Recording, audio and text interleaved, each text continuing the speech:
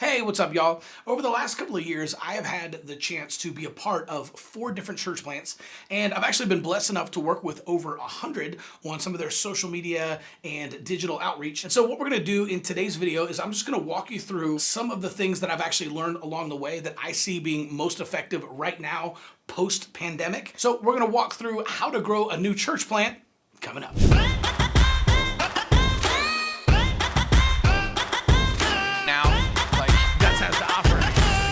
Hey, what's up? Welcome back, y'all. My name is Chris Abbott, but all my friends just call me Abbo.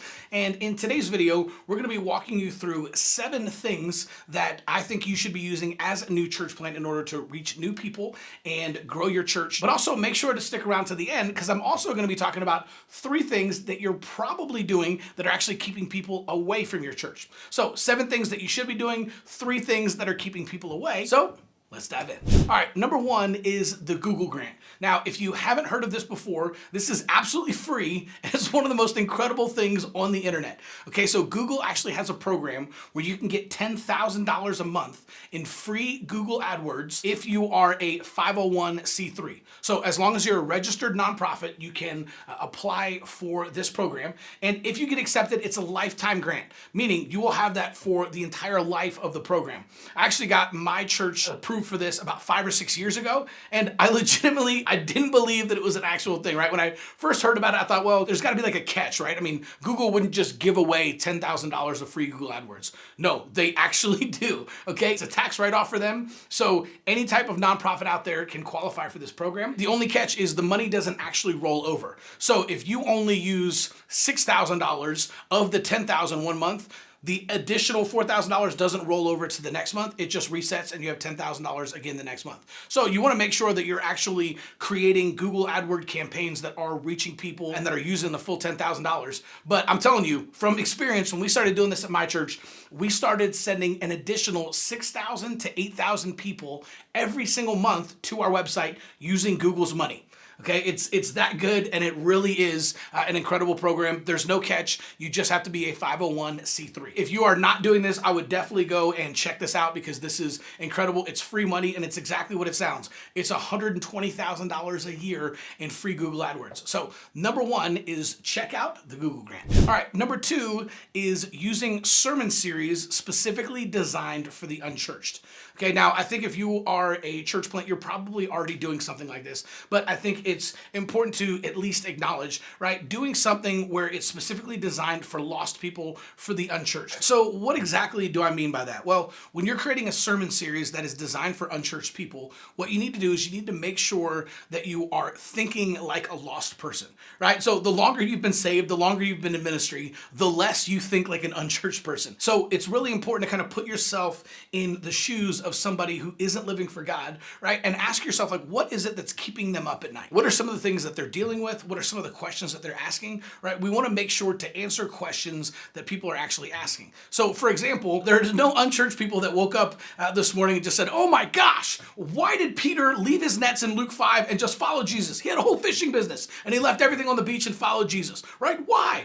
That's not keeping people up at night, right? You and I might wonder about that kind of stuff. I love Luke 5. It's one of my favorite chapters in the Bible, right? But a lost person isn't thinking like that. Man, they're thinking about their marriage, right? A wife might be wondering if her husband still finds her attractive after she's had a couple of kids, right? The husband might be wondering if his wife still respects him and still loves him, right? They might both be thinking about the growing separation in their marriage. They might be worried about their kids, right? They might be worried about money right now. Maybe they lost their jobs during the pandemic, right? And so what's going on inside the hearts and minds of people who are far from God, and then creating sermon series that are going to attract some of those people. So in marketing, there's something called the 3 core markets. So whenever businesses are launching a business or they're specifically creating a new product, they always try to fit it into one of the 3 core markets. And it's health, wealth, and relationships, right? It's either going to try to get you more healthy and help you lose weight or look better or build muscle, right? Or wealth going to help you make money and get more time freedom, right? Or relationships. So it might be marriage, it might be sex, it might be dating. So whenever you're planning out your sermon series and you're trying to create attractive series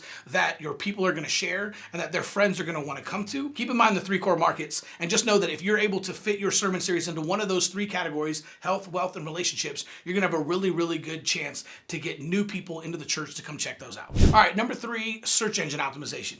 Now, there are basically two kinds of SEO. One is global SEO and the other is local SEO, right? So global SEO, that's stuff like Nike and McDonald's and Budweiser. Those people are gonna be focusing on that because they want people who are searching in Google to find them no matter where they are on the planet. As a local church, we don't really care about global SEO. The only thing we care about is local SEO. Now, there's an entire industry dedicated to this, but don't worry, you don't have to actually become an expert. What I found is one of the best ways to make sure that you're showing up at the top of Google and that you're showing up in the search engines when people who live within driving distance of your church are actually searching is to go to a website called moz.com. Right? So if you actually go to moz.com/local, they have a specific program that will help your local search engine optimization. Simply meaning people who are searching for churches or ministries or searching for something who live within driving distance of your church, that your church actually pops up when they're looking for it. So I actually set this up for my church here about 5 or 6 years ago when I was rebuilding the website. I found this. I didn't know that much about SEO. And so this was a great shortcut, right? I think it cost about $300 and I could actually go in and it took about 15 minutes. I felt like the name of the church address, the website, the phone number, uploaded, I think like 10 or 12 pictures of the church and that kind of stuff. And then this service is awesome. What it does is it literally takes all of that information and basically creates this listing, and then it goes and it automatically claims these local listings for you on your behalf so you don't have to. So Google, Yahoo, Bing, and then all these other like major data aggregators and all these other different search engines that affect local search, right? It actually goes out and it sets up an account at all those places for you. So now you're registered with those, and literally you just start climbing up the Google rankings as soon as you do this. So I set this up for my church, like I said, years ago, and I recently got this text message right here that said, hey, congratulations, over 46,000 people found your church in Google last month.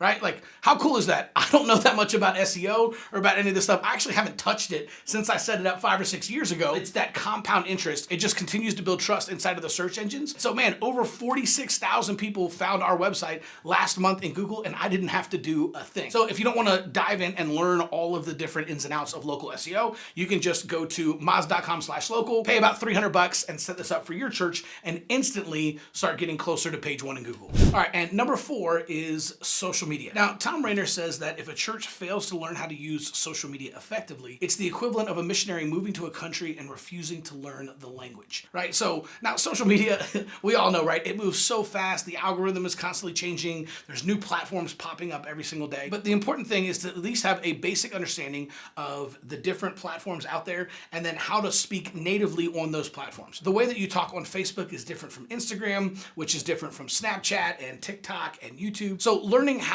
to speak the language of social media is really important. And the best thing to do is just to kind of dive in, right? And if you want to go into a little bit more deep dive and start to understand some of these platforms, we have hundreds of videos here on this channel walking you through exactly how to do that very thing. Okay, so before I get to my last couple of points, make sure to subscribe to the channel. We're putting out brand new videos every single day, 5 days a week. And if you hit that subscribe button and then that little bell notification, then you'll get notified every single time we drop a new video.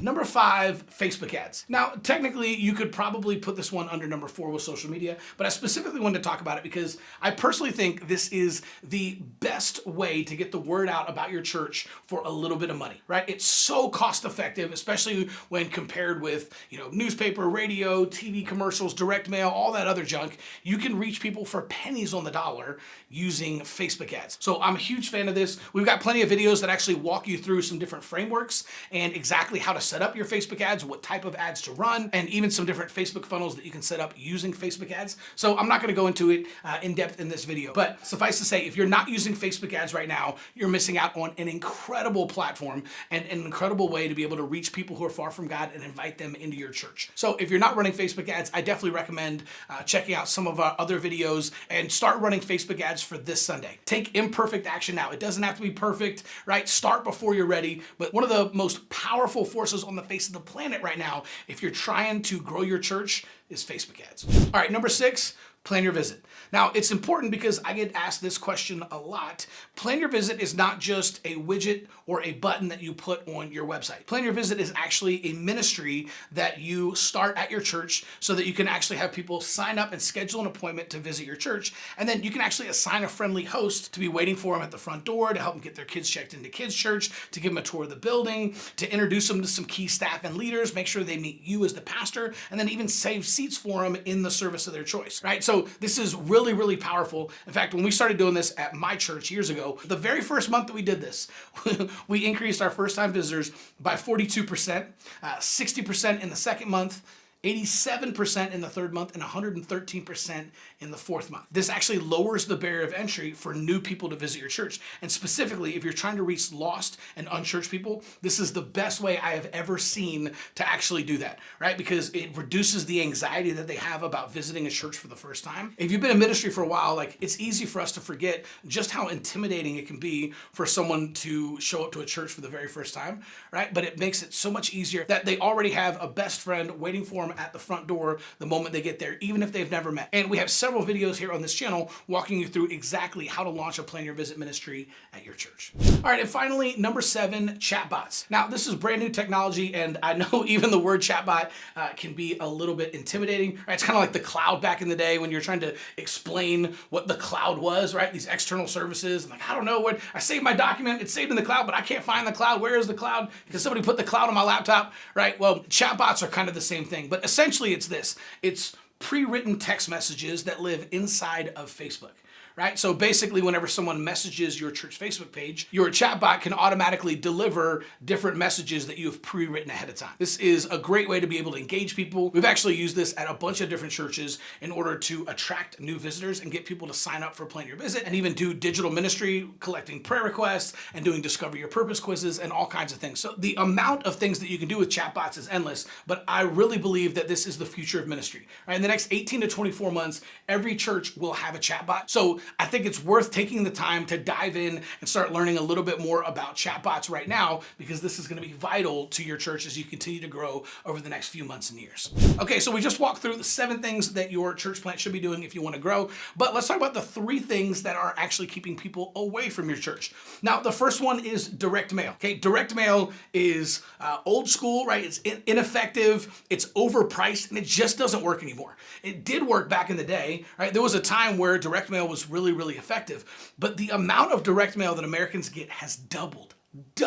in just the last 10 years. So what happens is there's so much noise, there's so much clutter that your direct mail piece just doesn't get seen anymore. In fact, direct mail has become such an epidemic that apartment complexes have started putting out giant trash cans just for people to throw away their direct mail in, because they were sick of picking up all those pieces off the floor, right? So you're going out there and you're spending thousands of dollars, maybe even tens of thousands of dollars on direct mail to send them out to people, to invite people to church, right? And they're ending up on the mailroom floor or in a giant trash bin specifically built for that reason. So if you're using direct mail, I recommend taking those dollars and reinvesting them into Facebook and Instagram ads. You'll see a much better return on your investment.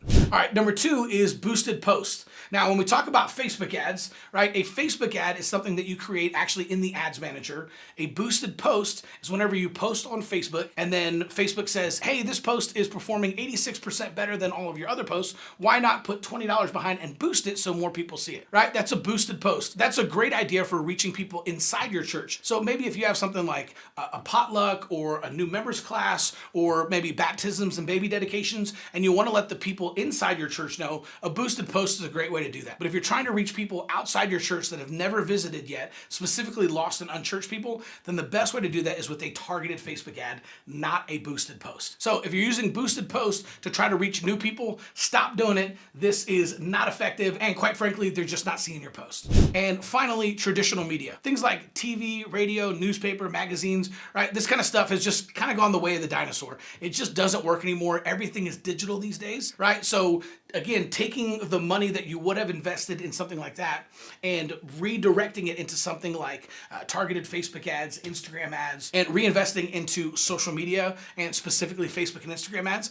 is going to help you reach much more people. Because unless you're running a Super Bowl commercial, nobody watches TV commercials anymore, right? Everyone either has TiVo or DirecTV or YouTube TV, and everyone fast forwards through the commercials. Or if they have something like Hulu, they actually pay extra and they're just not hearing your commercials. Okay, so those are the 3 things that are keeping people away from your church. Again, I recommend taking the money that you would be spending on those 3 things and actually reinvesting them into one of the 7 things that we talked about in the beginning of this video. So if you like this video and you want to continue the conversation, we're talking about things like this all the time inside of the Church Marketers Facebook group. So I recommend either clicking on the link in the description below and jumping into that group, or simply go to Facebook and type in Church Marketers. I'm an admin in there, so is Ryan Wakefield and several other pastors and church leaders, and we're always having conversations like this inside of that Facebook group. Plus, we have something pretty cool when you first join, so we'll see you inside the Church Marketers Facebook group.